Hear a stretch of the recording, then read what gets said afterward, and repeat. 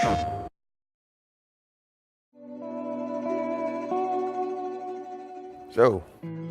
just everything you were hoping for? Can't believe people used to live like this.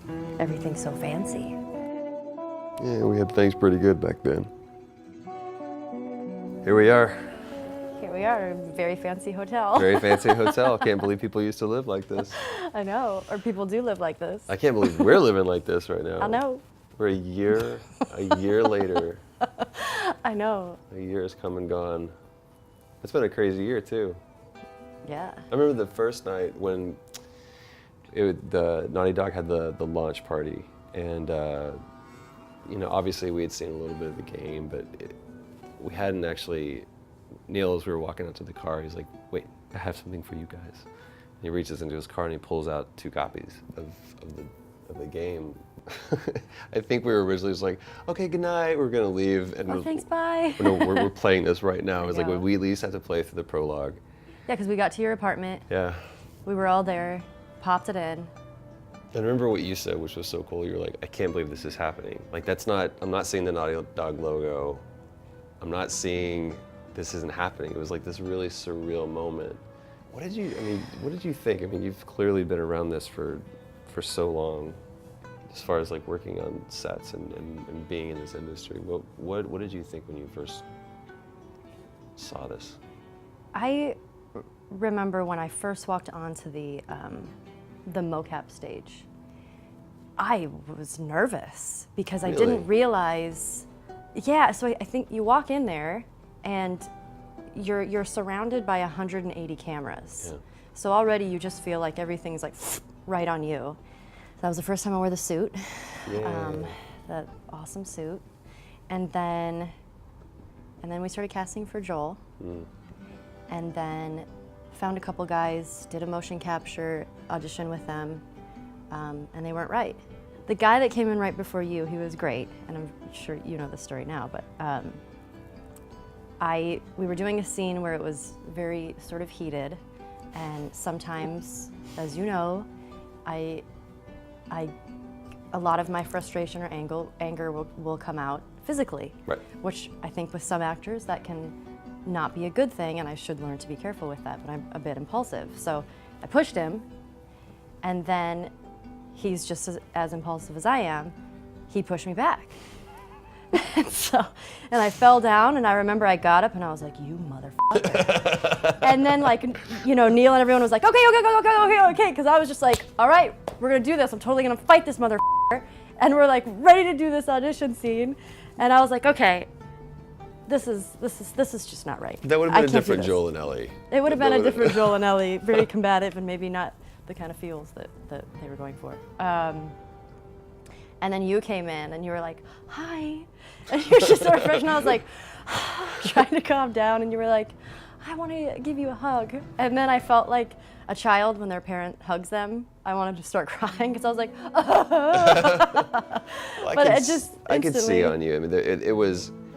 I remember walking into it. I was nervous too because I'm a gamer and I've been familiar with Naughty Dog and what they've done for so long, and here I am walking in for a character that I was sure that I wasn't going to be right for. They were going to see the aesthetics of me, and it was just going to be so different. But I also knew that I understood something about the character that I don't think anybody else did. But I remember walking in and seeing you and seeing just this forced smile, and I was like, "Oh man!" And I instantly just felt like just such a cool connection with you. And I know that when I walked in and I saw you, all I knew was I wanted to take care of you.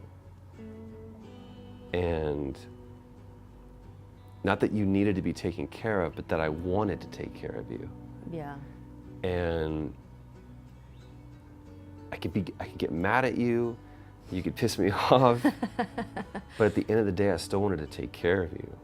And I think it started just from that, again, that seeing that person who had the smile on, and knowing that there was something underneath that. So Interesting. Aw. I don't know. I mean, what did you think when you first saw like Ellie and when you first saw Joel? Like, what were your first thoughts? I knew I was right for it, and I was like, if I can just kind of you know, not get nervous and just bring what I have to the table. I know I'm Ellie. Right. We did this for so long. I mean, 3 years. I've never worked on anything that went as long. You're forced to be open and honest and everything because you're dealing with such intense material and the process requires such. But then you hit that phase where, kind of like what we did in the ranch house, where it's like, we had been working together and we had been trusting each other and going through this and laughing and sharing all these memories and everything else. But that to me was a shift in not only how Joel and Ellie related to each other, but I felt like you and I like hit like a deeper level in our relationship, and you know, up to that point I hadn't done things that really had required that of me. And so that was really the first time I'd ever hit something I was completely unprepared for. I'm looking around going, I don't have the tools for this. I don't know what's wrong. And it was good. Everything that we were doing was fine. It wasn't that we were bad. It wasn't like, oh, that sounds fake or anything. It wasn't honest. It wasn't true. And there was Ellie has that great moment where she says, you know, everybody has left me. Everybody except for you. And you pushed me, which, again, showing your anger. But the line was just, everyone has left me except for you. And you took the scene into this new place, and that's where the trust comes in, because you're compelled to follow. We finished that, and I felt like we're sweaty afterwards. We went through something together. So I saw the alternate ending. Oh. Where it turned into a musical. Oh my God. And I'm so mad because I wasn't there that day. I don't know what my deal was that day, but for some reason I couldn't. I had to walk through the door. I like burst through the door. There was a doctor there who pulled a gun on me, and I had to wrestle the gun away from him, knock him out, and then turn the gun on everybody else who's in the room. And I kept dropping the gun. I don't know why that kept happening, but I couldn't hold on to my gun.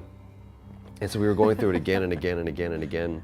Neil says, I want to get one more, and I just really want you to be open to what Merle has given you. And I feel like what we have is great, but I think that you really need to be listening to her and seeing what she's doing. I was like, oh yeah, absolutely. You know? I'll totally listen to her. Sorry, and sir. he was like, no matter what happens, because I would drop my gun and be like, sorry. He's like, I don't care if the gun drops, just don't stop. Just no matter what happens, just keep going. I was like, okay, guys, I'm serious. I don't care if you drop the gun. I was like, fine, dude. Professional, I've got this. So I walk through the door and I'm doing my thing, and out comes this voice. You can't save her, even if you get her out of here. What then? What then? Merle has done Broadway. She was in Rent. Oh, I mean, she's insane. Her voice is you know incredible. that she's good, but you didn't. I was like, damn, girl can sing. And that's when I kind of like got caught looking a little bit. If she's gonna dance, I'm gonna dance too. And I had no It was lines. unreal. I had one line. It was like, you'd only come after her. And that was it, bang.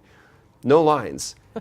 And to me, it's so funny. Like, Pam loves Les Mis, and what I think is hilarious is in musicals is when they not only verbalize, but sing What their they're doing. inner monologue. Yeah. I'm sitting in a chair and I'm looking out the window. I mean, it's like, shut Yeah. up. We don't need it. We see that you're sitting in a chair looking out a window.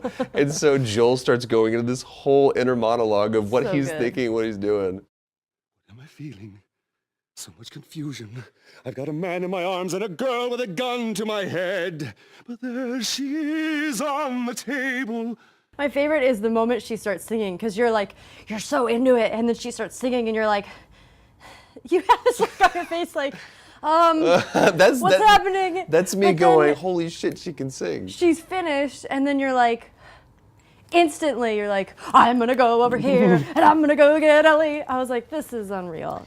They teased us and they said that, he goes, we're gonna animate the entire thing, and it's gonna be I like wish a they gag would've reel. done I that. was like, that, Maybe one day. yeah, they wanted to do something like finish the game, whatever. Yeah, well, what's that about? Lame. You played the game, Yes. Yeah.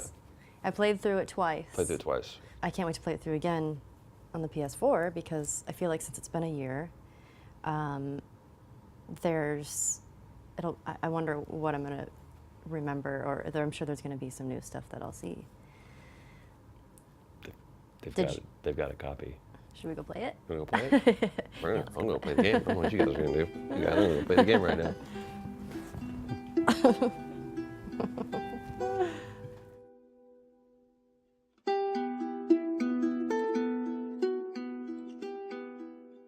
PlayStation